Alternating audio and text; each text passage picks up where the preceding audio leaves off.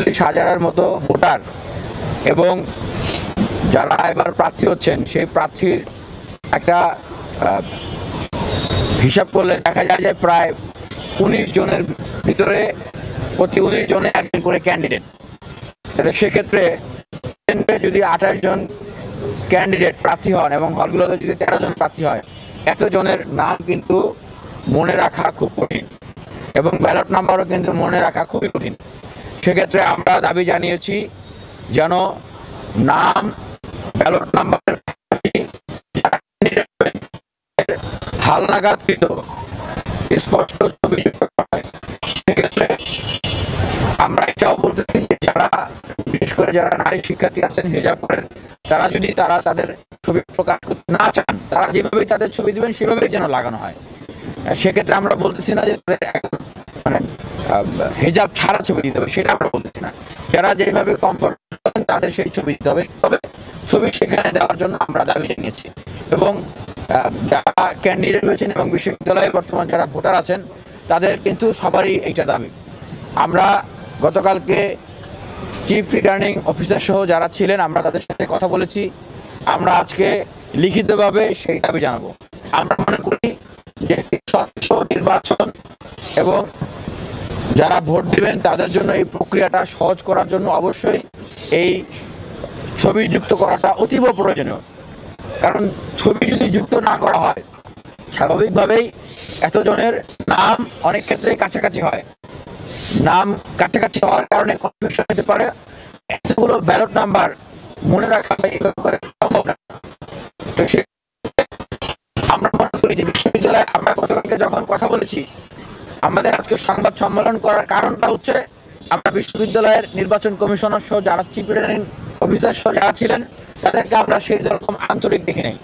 আমাদের কাছে কেন যেন মনে হচ্ছে যে ওনারা এরকম সমস্যা যেগুলো খুব সহজেই সমাধান করা যায় এগুলোকে জিয়ে রেখে এক ধরনের আসলে মানে কেটা আসলে ওনারা জিয়ে রাখতেছেন। এবং আমরা আরো একটা ছবি, আরো একটা বিষয় যেটা আমরা বলতে চাই যে এখানে আমি ডাকসুর ভিপি পদপ্রার্থী, আমি গতকালকে মনোনয়ন জমা দিয়েছি। আমি দীর্ঘ 7-8 বছর থেকে আমি স্টুডেন্ট অ্যাক্টিভিজম করি। সে 18 সালের কোন সংস্কার আন্দোলন শুরু করে এই বিশ্ববিদ্যালয়ে কাজ করে আসছি। সেক্ষেত্রে এখানে অনেক সাংবাদিক বাইরে আছেন যারা আমার পরিচিত, আমি যাদেরকে দেখে এসেছি যে এই দীর্ঘ লড়াই সংগ্রামে, এই শিক্ষার্থীদের অধিকার আদায়ের আন্দোলনে এবং ফ্যাসিবাদ বিরোধী লড়াইয়ে তারা আমাদেরকে কাভারেজ দিয়েছেন। আমি তাদেরকে ধন্যবাদ জানাই, কৃতজ্ঞতা জানাই, সালাম জানাই।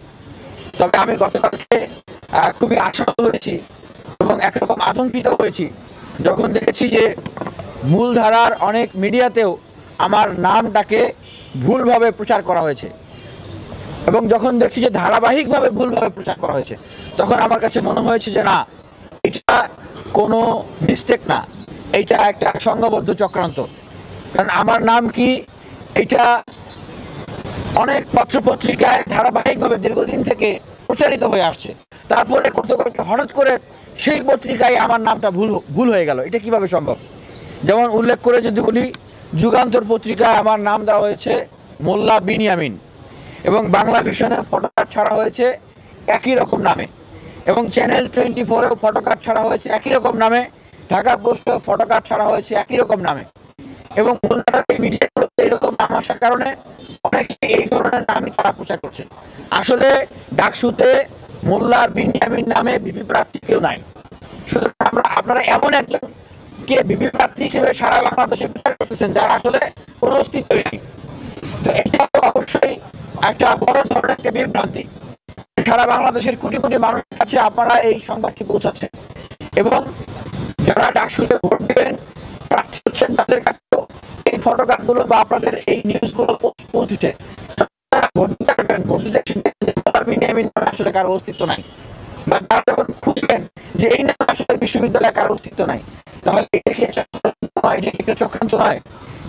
সেই জায়গা থেকে আজকে সাংবাদিক ভাইদের প্রতি বিনীত আহ্বান থাকবে, যদি সত্যি সত্যি এটা একটা সংঘবদ্ধ চক্রান্ত না হয়ে থাকে তাহলে আপনারা অবশ্যই এই নামের কারেকশনটি আপনাদের প্রতি আবেদন নিবেদন থাকবে এবং এই নামের কারেকশনটি আপনারা রাখি অবশ্যই, আপনারা ভুল প্রচার করেছেন।